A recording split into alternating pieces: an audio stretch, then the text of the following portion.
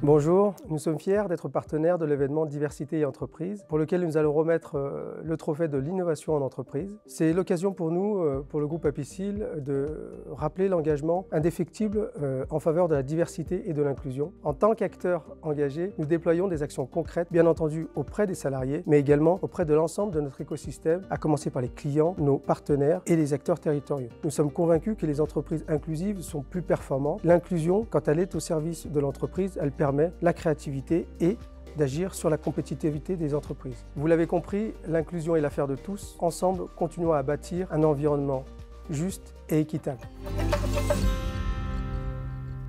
Bonsoir. Bonsoir. Merci d'être avec nous, Sofiane Cherveni. Merci à Apicil de s'associer à cet événement. Je sais que ce que vous dites dans la vidéo, là, c'est vraiment ce que vous faites tous les jours. Hein? Exactement. Ouais. En fait, l'idée, c'est vraiment d'incarner les mots qui ne doivent pas être justement des éléments de vitrine. Ça doit se traduire au quotidien, et c'est aussi la raison pour laquelle nous sommes associés à cet événement, c'est de donner corps en fait à toutes les initiatives qui se réalisent finalement au quotidien autour de nous. Je parlais de notre écosystème, c'est vraiment cette envie en fait. On a une ambition dans notre politique RH, et c'est justement d'influencer positivement la société. Et c'est en participant à ce genre d'événements que je pense qu'on atteint notre objectif. Ouais, et puis en vous-même organisant des événements, des webinaires, des workshops, des ateliers de travail. Je crois qu'aujourd'hui vous étiez sur quelque chose sur les seniors. Les seniors, oui. Alors, on a parlé d'intergénération tout à l'heure, on a parlé de l'âge. Bon, on est engagé sur 8 thèmes, en fait. On a un accord diversité et inclusion au niveau du groupe. Et parmi ces 8 thèmes, il y a plusieurs thématiques, dont celle de l'âge et des générations.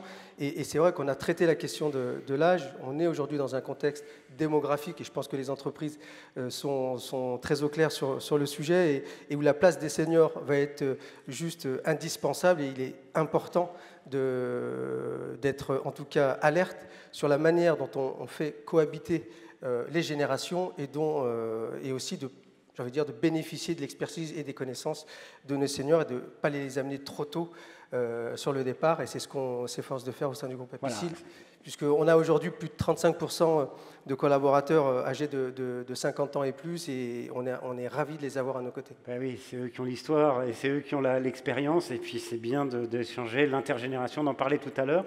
On découvre ce trophée de l'innovation. On y va pour l'enveloppe ? Allons-y. Allez, c'est parti, trophée de l'innovation.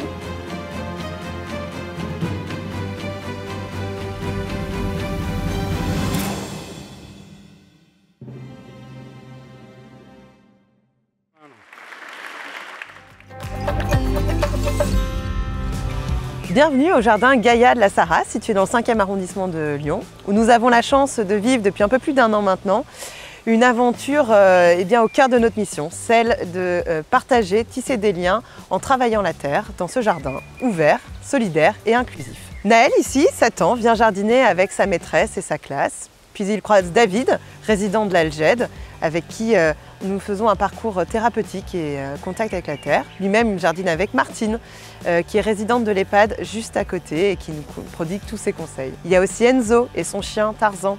Il est sans domicile, il vient ici tous les jours et récolte quelques légumes et fruits. Chez Gaïa, on est surtout sensible à une chose, c'est que la rencontre elle soit authentique et sincère et facilitée. Nous sommes très heureux d'être lauréats pour ce trophée de l'innovation et de la diversité, et nous espérons pouvoir mener notre projet le plus loin possible et le plus longtemps. Merci à vous.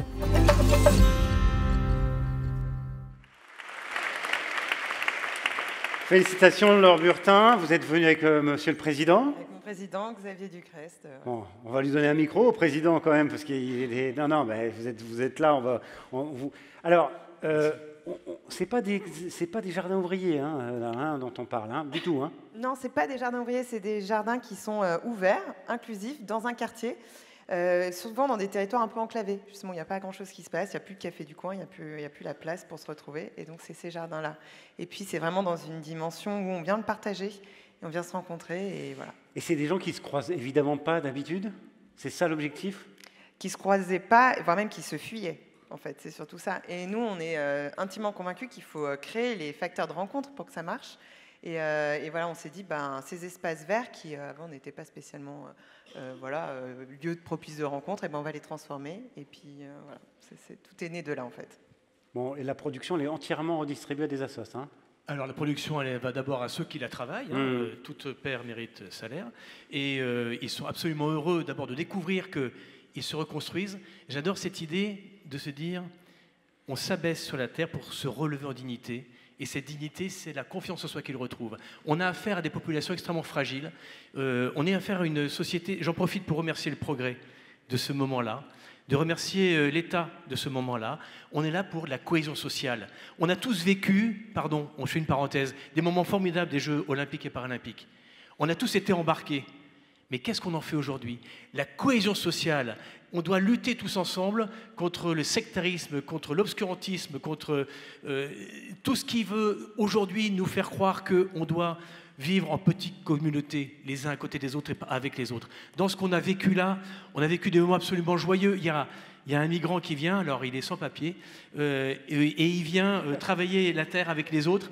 Et il est à une banane tous les jours, il vient du continent africain, et il vient là tous les jours, et il donne du temps pour donner des légumes. Et il vient nous dire, mais ta courgette, elle est nulle, chez moi, elle fait 3 fois cette taille-là. Et il vient nous dire, mais voilà, moi, chez moi, comment je cultive.